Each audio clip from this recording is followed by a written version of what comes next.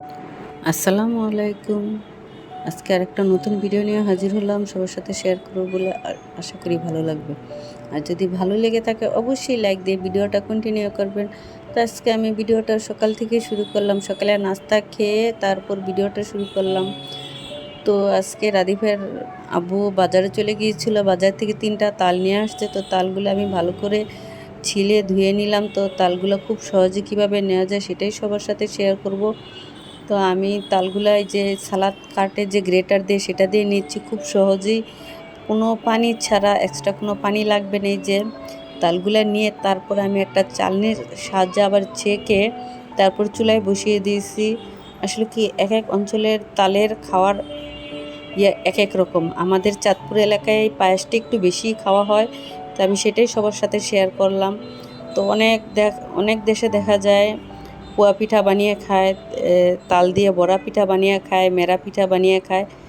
তো আমাদের দেশে যে এটা খায় সেটা আমি সবার সাথে শেয়ার করলাম। তো আমি কিছু সাবুদানা দিয়ে তারপর দুধ আর নারকেল দিয়ে এই তালের পায়েসটা রান্না করব। এটা আমরা সকালে আর নাস্তায় রুটি দিয়ে খাই, তারপর দেখা যায় সন্ধ্যায় নাস্তায় মুড়ি দিয়ে খাই। তো আমার এই তালের পায়েসটা কীরকম হয়েছে অবশ্যই সবাই কমেন্টের মাধ্যমে জানাবেন। তো আমার এই ছোট্ট ভিডিওটা কেমন হয়েছে সেটাও সবাই কমেন্টের মাধ্যমে জানবে। আর যারা আমার এই চ্যানেলটি নতুন ভিজিট করছেন অবশ্যই আমার চ্যানেলটি সাবস্ক্রাইব করে আমার পরিবারের একজন সদস্য আমার পাশে থেকে যাবেন, কারণ আপনাদের একটা লাইকই কিন্তু আপনাদের একটা শেয়ারের কাজ করে। অবশ্যই কেউ লাইক দিতে বন্ধুরা কেউ ভুলে যাবেন না।